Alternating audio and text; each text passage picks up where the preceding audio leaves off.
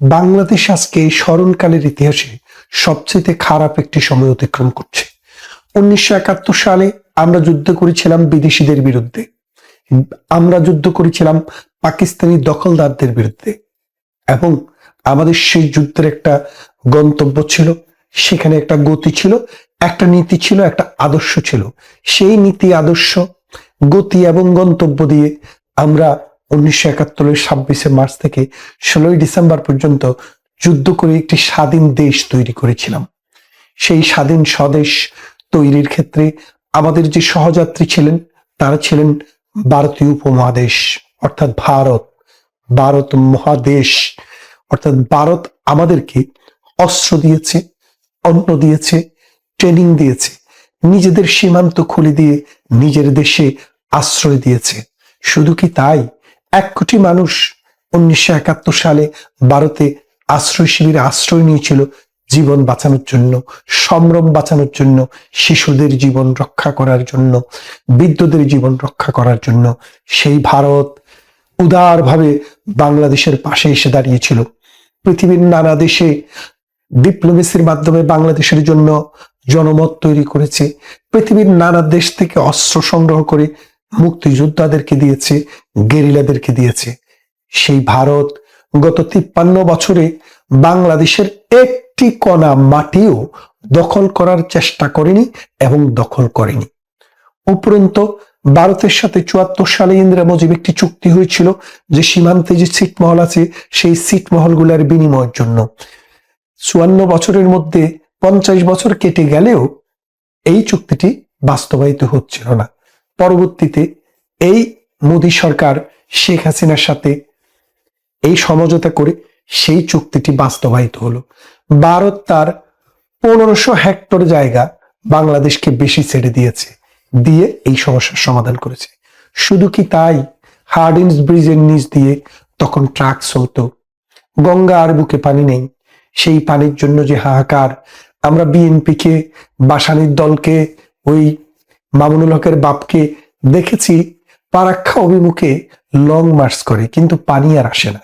শেখ হাসিনা এসে ভারতের সাথে বন্ধুত্বের ভিত্তিতে একটি চুক্তি করলেন, গঙ্গার পানি চুক্তি। সেই গঙ্গার পানি চুক্তিটি 2026 সালের সেপ্টেম্বর মাসে শেষ হয়ে যাবে।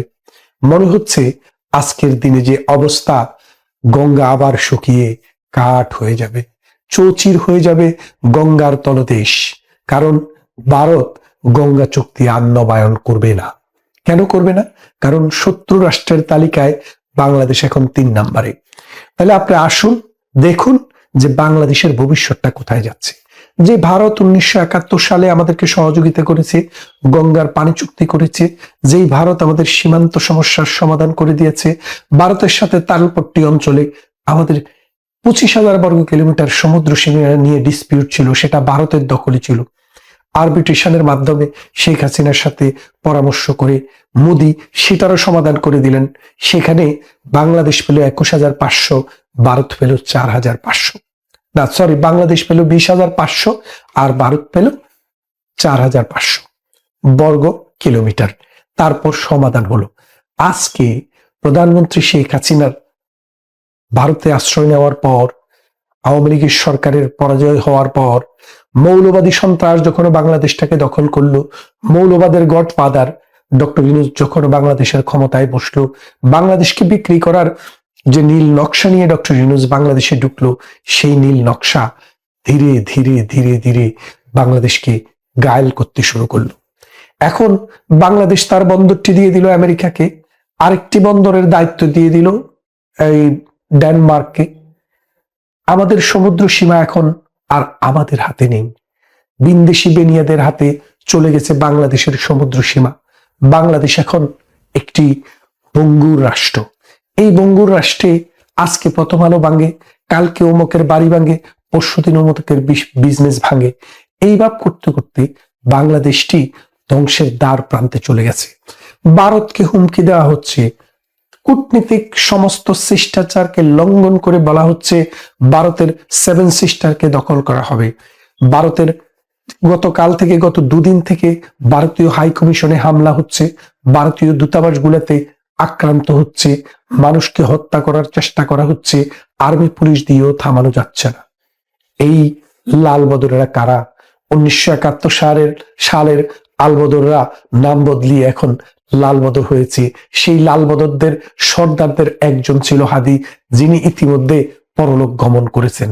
তার বিদায়ী আত্মার শান্তি কামনা করতে গিয়ে আগুন জ্বালানো হচ্ছে, রাস্তাঘাট ভাঙা হচ্ছে, 32 নম্বরের ভাঙা বাড়িতে আবার বুলডেজার চালানো হচ্ছে।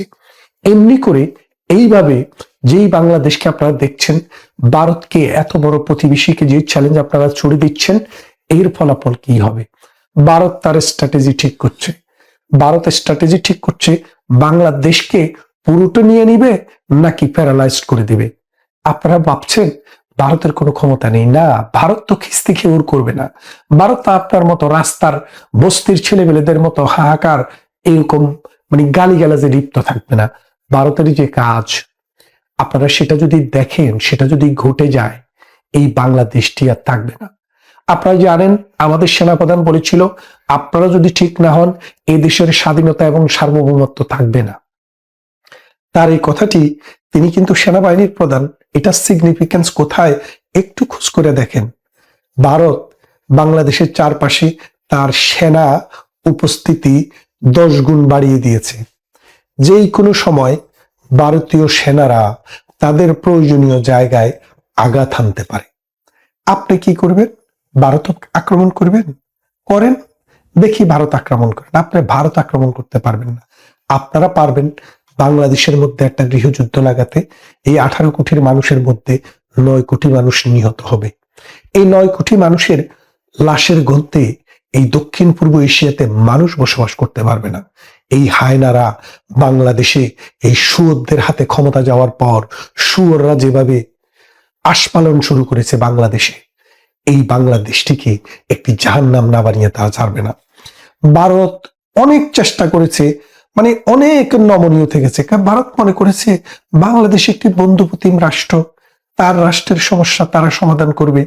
আমরা প্রতিবেশী রাষ্ট্র, আমরা উদ্বিগ্ন, আমাদের ইন্টারেস্ট আছে, আমাদের সম্পর্ক আছে, কিন্তু বাংলাদেশের সমস্যা বাংলাদেশে সমাধান করুক। কিন্তু বাংলাদেশ তার সমস্যাটাকে ভারত পর্যন্ত নিয়ে যাওয়ার চেষ্টা করছে। দেখেন, তারেক রহমান 17 বছর কিন্তু লন্ডনে নির্বাসনে ছিলেন। কই, লন্ডনে নির্বাসনে থাকা অবস্থায় বাংলাদেশের কেউ তো লন্ডন আক্রমণের কথা বলেনি, কেউ তো লন্ডনে এসে এই তারেক রহমানকে নিয়ে যাওয়ার জন্য বলেনি।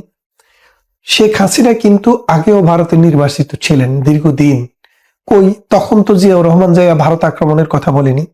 কিন্তু আজকে কেন হচ্ছে? আজকে আপনাদেরকে বুঝতে হবে, বাংলাদেশটাকে একটা যুদ্ধক্ষেত্র বানানোর চেষ্টা চলছে। সেখানে ভারতকেও যুদ্ধে অংশগ্রহণ করানোর চেষ্টা চলছে। চায়না এবং পাকিস্তান ইন্ধন দিচ্ছে, আমেরিকা খুব দূরে বসে মিটমিট করে হাসছে। তাদের কথা উঠলে অস্ত্র বিক্রি করতে হলে তো একটি যুদ্ধক্ষেত্র লাগবে, আর সেই যুদ্ধক্ষেত্রে অস্ত্র বিক্রি করবে আমেরিকা এবং চায়না। আর আপনি যা উৎপাদন করবেন, যা পাবেন, বিদেশিদের কাছে খন্ড খন্ড রাষ্ট্র বিক্রি করবেন, সেখান থেকে যে টাকা পাবেন সেই টাকা দিয়ে অস্ত্র কিনে যুদ্ধ করবেন। এই যুদ্ধ কতদিন চালাবেন, কতদিন চলবে যুদ্ধ আমরা জানি না, কিন্তু আমাদের সোনার বাংলা ধ্বংস হয়ে যাচ্ছে এবং ধ্বংস হয়ে যাবে। এই ধ্বংসকে অনিবার্য করে যারা তুলছে তারা হচ্ছে মৌলবাদী শ্রেণীর মানুষ, হাদিদের মতো নর্দমার কীট। এই নর্দমার কীটেরা নিজেরাও মরবে, দেশটাকেও ধ্বংস করবে। হাদি মারা গেছে, হাদির সাথে তার বান্ধবীও মারা গেছে, আরো কতজন মারা যায় আমরা জানি না, কিন্তু এদের মৃত্যু, এদের রক্ত এই দেশে শান্তি বয়ে আনবে না। কারণ এইসব পশুদের রক্ত দেশকে পবিত্র করবে না, অপবিত্র করবে। এই অপবিত্র ভূমিতে আরো বেজন্মার জন্ম হবে, সেই বেজন্মারা এই দেশটাকে জাহান্নামের দিকে নিয়ে যাবে। ভারত আমাদের বড় প্রতিবেশী। আজকে যদি ভারত বাংলাদেশকে আক্রমণ করার চেষ্টা করে, বঙ্গোপসাগরের লোনা জলে জাপ দেওয়া ছাড়া বাংলাদেশের এই মৌলবাদী, এই ধর্মাশ্রয়ী সাম্প্রদায়িক জঙ্গিদের আর কোনো পথ খোলা থাকবে না। পাকিস্তান তাদেরকে নিতে হেলিকপ্টার পাঠাবে না, উড়োজাহাজ পাঠাবে না, কারণ ভারতের সীমারেখার উপর দিয়ে ভারত কোনো বিমানকে যেতে দেবে না তখন। আসুন, বাংলাদেশ আমাদের দেশ, 30 লক্ষ মানুষের জীবনের বিনিময়ে অর্জিত বাংলাদেশ, 2.5 লক্ষ নারীর সম্ভ্রমের বিনিময়ে অর্জিত বাংলাদেশ, 1 কোটি মানুষের দেশান্তরিত হওয়ার বিনিময়ে অর্জিত বাংলাদেশ, মুক্তিযোদ্ধাদের অক্লান্ত শ্রমের বিনিময়ে অর্জিত বাংলাদেশ। এর স্বাধীনতাকে আমরা রক্ষা করি, এই মানুষদের জীবনকে আমরা রক্ষা করি। আমরা যদি না জাগি মা, কেমনে সকাল হবে? তোমার ছেলে উঠলে বাগো, রাত পোয়াবে তবে। আপনারা জেগে উঠুন, যারা শান্তিপ্রিয় মানুষ, যারা কবিতা ভালোবাসেন, যারা সংস্কৃতিকে ভালোবাসেন, যারা মানবতা বোধকে ভালোবাসেন, যারা নিজেকে ভালোবাসেন, যারা তার রাষ্ট্রকে ভালোবাসেন, তারা যদি জেগে না উঠেন, তাহলে এই সন্ত্রাসী, এই মৌলবাদী, এই সাম্প্রদায়িক শক্তি আপনার দেশটাকে গিলে খেয়ে ফেলবে। দর্শক বন্ধুরা, ছোট্ট করে 2-1টি কথা বলতে চাই। অনেকে অনেক ধরনের কথা বলছেন। এখন আমি যে বিষয়টি শেয়ার করতে চাই সেটি হচ্ছে, বাংলাদেশে গত 2-1 দিনে যা কিছু ঘটেছে, এখনো যা ঘটছে, আগামীতে যা ঘটবে, সবগুলোই একটা পরিকল্পনার অংশ। ওসমান হাদিকেই ওই পরিকল্পনার অংশ হিসেবে টার্গেট করা হয়েছে, তাকে হত্যা করা হয়েছে, গুলি করা হয়েছে। প্রশ্ন উঠেছে যে হত্যাকারী কিভাবে বাংলাদেশ থেকে চলে গেল, বাংলাদেশ থেকে পালালো? ঠিক আছে, কারা তাকে সহযোগিতা করেছে? আর আরেকটি বিষয় হচ্ছে, আইন শৃঙ্খলা বাহিনী সেখানে কোথায় ছিল? আর গত 2-3 দিনে ওসমান হাদির মৃত্যুর পর বাংলাদেশে যা কিছু ঘটেছে তাই কিন্তু পরিকল্পনা। আর সেই পরিকল্পনাটা জানেন আমাদের মাননীয় প্রধান উপদেষ্টা, আমাদের সেনাপ্রধান এবং ফ্রান্স প্রবাসী আমাদের ভাই, ফ্রান্স প্রবাসী, নট লন্ডন প্রবাসী। তো তিনি জানেন, তারা 3 জন জানেন এবং বিচ্ছিন্নভাবে অনেকেই জানেন। তাদের পরিকল্পনা অংশ কোন বিদেশি চাপে বাংলাদেশে এগুলো ঘটছে, কারা এগুলা করবে, টার্গেট করবে কোন কোন জায়গায়, সেগুলো সবাই জানেন। আমাদের 3 জন তো বিশেষভাবে জানেন। বিশেষভাবে লক্ষ্য করবেন, আমাদের সেনাবাহিনী বা আইন শৃঙ্খলা বাহিনী পুরো ঘটনাটায় নীরব দর্শকের ভূমিকা পালন করেছে। এইটা তো কোনোদিনও হতে পারে না, কিন্তু হতে পারে যদি সেটা পরিকল্পনার অংশ হয়, এবং সেটাই হয়েছে। আমাদের সেনাপ্রধান ওয়াকারুজ্জামানের কোনো বক্তব্য শুনেন নাই, তিনি এটার পার্ট। আমাদের প্রধান উপদেষ্টার কোনো কথা শুনেন নাই, তিনি এটার পার্ট। আমাদের ফ্রান্স প্রবাসী সমস্ত উস্কানি তিনি দিয়েছেন, তিনি এটার পার্ট। এবং আগামীতে দেখবেন শাহবাগে 2-1 দিনের মধ্যে মিলিশিয়া বাহিনী গঠন হবে। শাহবাগে আরো বড় কোনো ঘটনা ঘটে যেতে পারে, বিপ্লবী সরকার গঠন হতে পারে।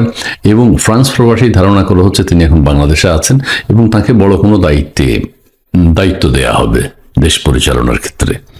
সেই ঘটনাগুলোই ঘটবে খুব তাড়াতাড়ি এবং সবাইকে নিরাপদে থাকতে হবে। এখন যা কিছু ঘটছে, তবে দুঃখজনক ঘটনা হলো ওসমান হাদিকে ভিকটিম করা হয়েছে এবং তারা যদি সফল না হয় আরো অনেক কিছু ঘটবে। এবং প্রগতিশীল যারা আছে বা এই সরকারের যারা সমালোচনা করেন, তাদের খুব বিপজ্জনক অবস্থা ঘটবে। এই শাহবাগেও কিছু ঘটতে পারে, শাহবাগ থেকে অনেক ঘোষণা আসতে পারে, উদীচী থেকে শুরু করে পত্রপত্রিকা থেকে শুরু করে কোনো কিছু জানমালের কোনো নিরাপত্তা নেই। এটাই আগ্রাসী সরকার। এই সরকারকে বাদ দিয়ে হয়তো আরো বড় ধরনের, আরো জটিল, আরো কঠোর একটা সরকার বাংলাদেশে আসতে পারে এবং সেটার সম্ভাবনা আছে। এবং তার মাস্টার মাইন্ড আমাদের general Wakeruzzaman, master mind doctor Yunus ক্ষমতায় থাকতে পারেন কিনা জানি না, কিন্তু ডক্টর ইউনূসও সবকিছু জানেন এবং জেনে শুনেই বিষ করেছি পান বলা হচ্ছে না, জেনে শুনেই কিন্তু তারা সবকিছু করছেন যে বাংলাদেশ এইভাবে ধ্বংস হবে। মানে কোনো এক সময় জানাতে পারে, আমরা আশাবাদী, কিন্তু বাংলাদেশের এখন যে ধ্বংসলীলা চলছে, এগুলো একটা বৃহৎ পরিকল্পনার অংশ। যাই হোক, আমার কথা কোনোভাবে নেবেন না, এগুলো সবকিছুই আলোচনা বিশ্লেষণ করে জানা গেছে। এবং শাহবাগ, আপনারা জানেন শাহবাগের নাম অলরেডি ওসমান হাদি চত্বর দেওয়া হয়েছে। ওসমান হাদিকে আমাদের কবি নজরুলের পাশে দাফন করা হবে, তার জানাজা হবে আমাদের সংসদ ভবনের সামনে। তা হোক, কিন্তু ওসমান হাদি ভিকটিম, ওসমান হাদির পরিবারকেও ভিকটিম করা হয়েছে। যত যাই কিছু হোক, ওসমান হাদি তো নেই। ওসমান হাদিতে এগুলো দেখে যেতে পারলাম না, বা তাকে ভিকটিম করেই, তাকে হত্যা করেই এই জিনিসগুলো করা হয়েছে, বাংলাদেশে হচ্ছে। কাজী মিলিশিয়া বাহিনীও আমরা দেখতে পারি, বিপ্লবী সরকার আমরা দেখতে পারি, এবং বাংলাদেশে এটা যদি কেউ সবাই মেনে নেন তাহলে ঠিক আছে, আর যদি প্রোটেস্ট করেন কেউ, বাধা দেন কেউ, তাহলে এটা দীর্ঘমেয়াদী একটা সংঘাতের দিকে দেশ চলে যাচ্ছে। ঠিক আছে, যারা এটা মেনে নিতে পারবেন না তাদের সাথে মুখোমুখি সংঘর্ষের আশঙ্কা আছে। অনেকে বলেছেন গৃহযুদ্ধ কি হচ্ছে, হবে, গৃহযুদ্ধ তো চলছে। এই যুদ্ধ কোথায় গিয়ে শেষ হবে এখনো বলা যায় না। তবে সবাই যদি মনে করেন যে নিশ্চুপ আমরা যা কিছু ঘটুক আমরা মেনে নিলাম, তাহলে আমরা মানতে পারি, কিন্তু এই জিনিসটাকে আমাদের মেনে নিতে হবে। মিলিশিয়া বাহিনী বর্তমান যারা এই যে ইয়াং জেনারেশন, ডক্টর ইউনূস সাহেব খালি ইয়াং জেনারেশন কথা বলেন, কেন বলেন? ইয়াং জেনারেশন এখন ঝাঁপিয়ে পড়েছে। ইউনূস সাহেবের পদত্যাগ চেয়েছে, ইউনূস সাহেব পদত্যাগ করেছেন। স্বরাষ্ট্র উপদেষ্টার পদত্যাগ চেয়েছে, স্বরাষ্ট্র উপদেষ্টাকে পদত্যাগ করেছেন। সবই গেম। স্বরাষ্ট্র উপদেষ্টা যে 50 লক্ষ টাকা ঘোষণা করলেন, আসামি তো নাই 50 লক্ষ টাকা কাকে দেবে? 50 লক্ষ টাকার কোনো খরচ নেই। কাজেই বিচ্ছিন্নভাবে আমাদের উপদেষ্টারাও সবকিছু জানেন, দে আর হ্যাপি। আমাদের উপদেষ্টা মন্ডলী খুশি, আমাদের প্রধান উপদেষ্টা খুশি আছেন, আমাদের সেনাপ্রধান খুশি আছেন, আমাদের ফ্রান্স প্রবাসী ভাই খুশি আছেন। তিনি যদি বাংলাদেশে আসেন, বাংলাদেশের ইয়াং জেনারেশন তাকে সাদরে গ্রহণ করে নেবে। বড় কোনো দায়িত্ব তাকে দেয়া হবে, দায়িত্বে তিনি আসীন হবেন। যাই হোক, আমার কথা আমি শেয়ার করলাম প্রিয় দর্শক। এতদিন যা বলেছি, যা বলছে অনেকে যে আশঙ্কাগুলো করা হয় সত্য। ঠিক আছে, সবকিছু যে সরাসরি হবে তা না, ঘুরিয়ে পেঁচিয়ে এখন বাংলাদেশে যে বিশৃঙ্খল অবস্থা সেটা তো দেখতে পাচ্ছেন। এই ভিডিওতে আমাদের দেশের একজন অসহায়, অনাথ, এতিম, নিঃস্ব, সহায় সম্বলহীন একজন মানুষ, তার সম্পর্কে দু চারটি কথা বলতে বাকরুদ্ধ হয়ে যাচ্ছি তার কথা ভাবতে। তিনি হচ্ছেন আমাদের মাননীয় প্রধান উপদেষ্টা। আমাদের 14 পুরুষের সৌভাগ্য যে এরকম একজন মানুষকে আমরা উপদেষ্টা হিসেবে পেয়েছি। এমন বিনয়ী, দেশের সাধারণ আয়ের, নিম্ন আয়ের মানুষটার কথা ভেবে তিনি তার পরিধেয় বস্ত্রের কথা যদি আমরা বলতে পারি। তিনি একটা পাঞ্জাবি পরেন, 100 থেকে 150 টাকার বেশি হবে না। এই 100 থেকে 150 টাকার পাঞ্জাবি একটা, মানে বাংলাদেশে যার আয় নেই সেও পড়তে পারে 200 টাকার পাঞ্জাবি। কিন্তু আমাদের প্রফেসর ডক্টর মোহাম্মদ ইউনূস 1-150 উপরে যান না, তিনি এর বেশি টাকার পাঞ্জাবি পরেন না, তার শরীরে চুলকায়, তিনি পড়তে পারেন না। মানুষের কথা ভাব, তার এই পাঞ্জাবির উপর একটা কোটি, কি সাধারণ মানের একটা কোটি তিনি পরেন। কোটিটার দাম 20-25 টাকার বেশি হবে না। এই কোটিটা তিনি রাষ্ট্র ক্ষমতায় থেকেও তিনি কোনো অপচয়ের মধ্যে যান না। তিনি দামি কোটিতে ইচ্ছা করলে পড়তে পারেন, তিনি ফ্রান্স থেকে আনতে পারেন, জার্মানি থেকে আনতে পারেন, তিনি মানুষের কথা ভাবেন। সেই সাধারণ মানের কোটি, সাধারণ মানের পাঞ্জাবি, আরো কত কি আপনারা একটু খেয়াল করবেন। তার পায়ের জুতো, 1 জোড়া জুতো তিনি পরেন, সেই জুতোর দাম 200 থেকে 250 টাকা। এত মানুষের কথা এত চিন্তা করেন তিনি, 200-250 টাকার উপরে তিনি জুতো পরেন না। বাংলাদেশের রাস্তায় হাঁটতে তার কত কষ্ট, পায়ে কাটা বিঁধে যেতে পারে, পাথর লাগতে পারে, কিন্তু তিনি এর বেশি দামি জুতো তিনি পরবেন না। তিনি ইচ্ছা করলে স্বর্ণে মোড়ানো জুতো পরতে পারেন, কিন্তু সাধারণ মানুষের কথা ভাবেন। কখনো তার ভিতরে সেই জিনিসটি তৈরি হয় না। তার নিজের কোটি কোটি ডলার আছে, কিন্তু ওনার নিজের নামে নেই। উনি ফাউন্ডেশন করে নিজের খরচ সেই ফাউন্ডেশন থেকে চালান, এবং ফাউন্ডেশন করে রেখে দিয়েছেন, নিজের নামে রাখেন নেই, দিয়ে দিয়েছেন নিজের জন্য তিনি ফাউন্ডেশনকে দিয়ে দিয়েছেন। কত শত কোটি টাকা আছে, কিন্তু তিনি তিনি খরচ করেন না, মানুষের কথা ভাবেন দিন রাত, যে আমার এত টাকা থাকলে আমি সেটা দেখাবো কেন? সুইস ব্যাংকে টাকা থাকবে, ওনার দেশের ব্যাংকে ওনার টাকা নেই। ওনার ফ্রান্সে টাকা আছে, ব্যবসা আছে, আমেরিকায় ব্যবসা বাণিজ্য আছে, থাকতেই পারে, কিন্তু দেশে তো ওনার কিছু নেই, ওনার ঘর নেই, বাড়ি নেই, থাকার একটা জায়গা নেই, ব্যাংক ব্যালেন্স নেই, গাড়ি নেই, কত কি ওনার হতে পারত। এরকম একজন মানুষ, অনন্য অসাধারণ, অনন্য সাধারণ মানুষকে আমরা আমাদের প্রধান উপদেষ্টা হিসেবে পেয়েছি। আল্লাহ ওনাকে 50 বছর আরো থাকার তৌফিক দান করুন। এত বিনয়ী, এত অমায়ী, ভিতরে ভিতরে হিংস্র, মানে এইরকম একজন মানুষকে আমরা পাবো না।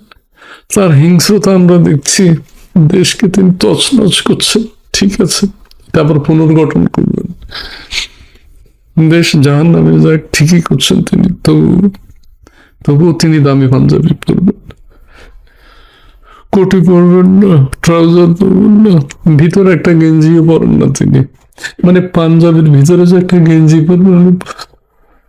উনি বলছেন যে আমার দরকার নাই, আমি সাধারণ মানুষ, যার বস্ত্র নাই, আমি তার মতো থাকতে চাই। অথচ আমরা লোকটাকে বুঝতেছি না। আমাদের কি হবে, আমরা আখেরাতে কি জবাব দেব? উনি ওনার কোটি কোটি ডলারের জবাব দিতে পারবেন, কিন্তু আমরা কি জবাব দেব? ওনার ছেলে মেয়ে কয়জন, উনি সেটা প্রকাশ করেন না। জনগণ মনে কষ্ট পাবে যে না, আমরা এত সন্তান তো আছে। ওনার স্ত্রীকে ছেলে জাতি দেখান না উনি কিভাবে আছেন, উনি জাতিকে দেখাতে চান না। অন্যরা হয়তো কম্পেয়ার করে, আমরা এত ভালো আছি, ওনার স্ত্রী উনি এগুলো চান না। উনি নির্বাচন করতে চান, অথচ আমরা মহা উৎসব মুখর নির্বাচন, কত আশা ওনার, মানুষকে দিতে চান, খালি দিতে চান, কিন্তু আমরা নিতে পারছি না। আল্লাহ তুমি ইউনূস সাহেবের হায়াত বৃদ্ধি করে দাও আল্লাহ। এই মানুষটা এত নিবেদিত, জাতির উদ্দেশ্যে যখন তিনি ভাষণ দেন, কিন্তু ভাষণের একটা জিনিস তিনি মানেন না। স্মৃতিসৌধে যান, শহীদ মিনারে যান সম্মান জানাতে, তিনি ওই সাধারণ মানুষের কথা ভেবে, সাধারণ মানুষ ধাক্কাধাক্কি করছে, কষ্ট হচ্ছে তারা স্মৃতিসৌধে আসতে, তাদের কথা ভেবে তিনি 1-2 সেকেন্ডের বেশি দাঁড়ান না, আপনি ঘুরে যান। কিন্তু সেনাবাহিনী বুঝে না, সেনাবাহিনী আবার বলে না আপনি দাঁড়ান। আমরা তার গুরুত্ব দিচ্ছি না, তার মূল্যায়ন করছি না।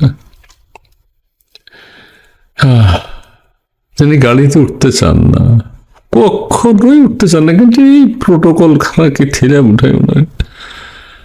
ফ্রান্স থেকে বলে উনি নাকি ডায়াপার পরেন, ডায়াপার কেনার টাকা ওনার নাই। উনি কেউ যদি ওনাকে গিফট করে, এই ভদ্রলোক জাতির কথা ভেবে খাওয়া দাওয়া করেন না ঠিক মতো, তাহলে কি খান কি? ওনার দেখাশোনার কেউ নাই। ওনার আমার মা বাবা তো নাই, মা বাবা থাকলে কত যত্ন করে ছেলেটাকে, যেটি এত কষ্ট করতেছি সেটা 2 নালা 2 মুঠো মুখে তুলে দিত। জাতি হিসাবে আমরা ব্যর্থ, আমরা পাচ্ছি না। এই মানুষটার হিংস্রতাকে আমরা মূল্যায়ন করি নাই। তিনি এত সুন্দর হিংস্রতা দেখাচ্ছেন, দেশ তছনছ করে দিচ্ছেন, কত ভালোবাসা দেখ।